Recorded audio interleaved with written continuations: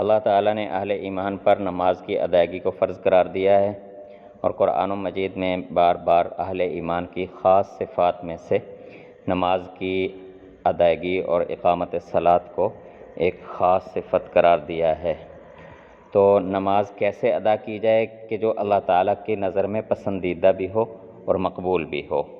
بسم اللہ الرحمن الرحیم، سورہ آل عمران، آیت نمبر 31۔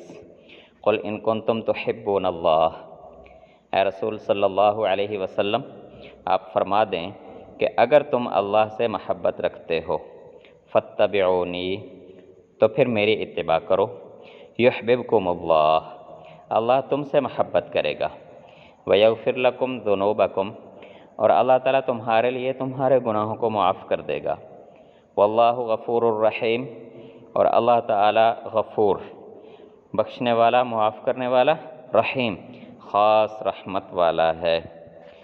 تو نماز وہی اللہ تعالیٰ کی محبوب اور پسندیدہ نماز ہوگی جو نبی اکرم صلی اللہ علیہ وسلم کی سنت کے مطابق ادا کی جائے گی۔ صحیح بخاری، حدیث نمبر 7246۔ سیدنا مالک بن حویرث رضی اللہ عنہ سے روایت ہے کہ ہم نبی کریم صلی اللہ علیہ وسلم کی خدمت میں حاضر ہوئے، ہم سب جوان اور ہم عمر تھے۔ ہم آپ صلی اللہ علیہ وسلم کی خدمت میں 20 دن تک ٹھہرے رہے۔ نبی اکرم صلی اللہ علیہ وسلم بہت شفیق تھے۔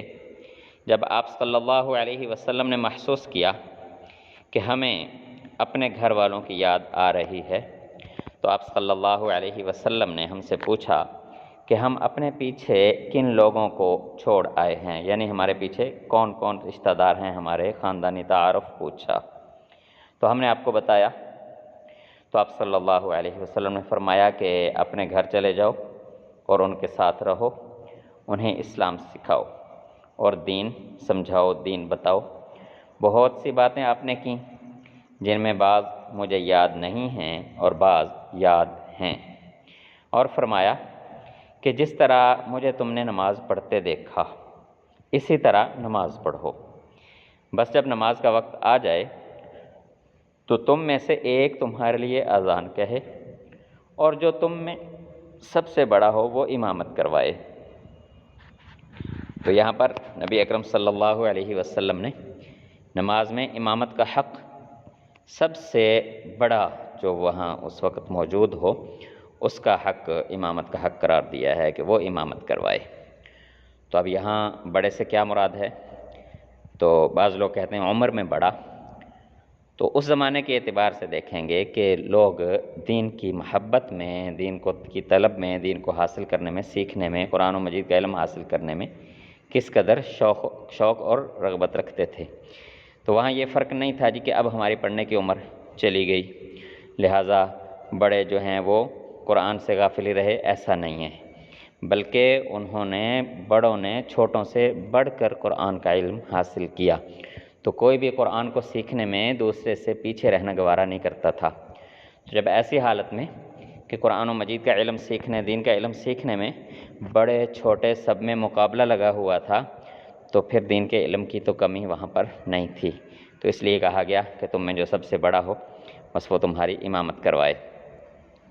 لیکن آج کے دور میں جب ہمارے ہاں جو عمر میں لوگ بڑے ہیں اگر وہ دین کا علم نہیں رکھتے، دین کے علم میں کمزور ہیں، تو پھر دیکھا جائے گا کہ قرآن و مجید کا اور سنت کا، دین کا علم کون زیادہ رکھتا ہے، تو اس وقت اس کو امامت کے لیے آگے کھڑا کیا جائے گا۔ تو اللہ تعالی ہمیں ایمان و عمل کے ساتھ نبی اکرم صلی اللہ علیہ وسلم کی کامل اتباع کرتے ہوئے نماز قائم رکھنے کی توفیق عطا فرمائے۔ رمضان سے پہلے الحمدللہ نماز کے مسائل کا سلسلہ قرآن و سنت کی روشنی میں شروع ہوا تھا، آپ دوستوں نے بہت زیادہ محبت کی، تو پھر رمضان المبارک کی مصروفیات شروع ہو گئیں، کچھ رمضان کے مسائل چل پڑے، تو اس لیے نماز کے مسائل کا سلسلہ رک گیا تھا، اور وہ اکاؤنٹ جس پر نماز کے مسائل کیے جاتے تھے وہ بھی کسی وجہ سے پھر ڈیلیٹ کرنا پڑا، اس کی ریچ کم جا رہی تھی، تو اس لیے نیا اکاؤنٹ بنایا گیا۔ تو اب انشاءاللہ اس پر اسی طرح جیسے رمضان سے پہلے نماز کا سلسلہ وار سبق روزانہ چلتا تھا، انشاءاللہ اس پر اب چلے گا، تمام دوست احباب اس کو مفید سمجھیں تو خود بھی سنیں، آگے بھی شیئر کریں۔ اللہ تعالیٰ ایمان و عمل کی توفیق عطا فرمائے۔ والسلام۔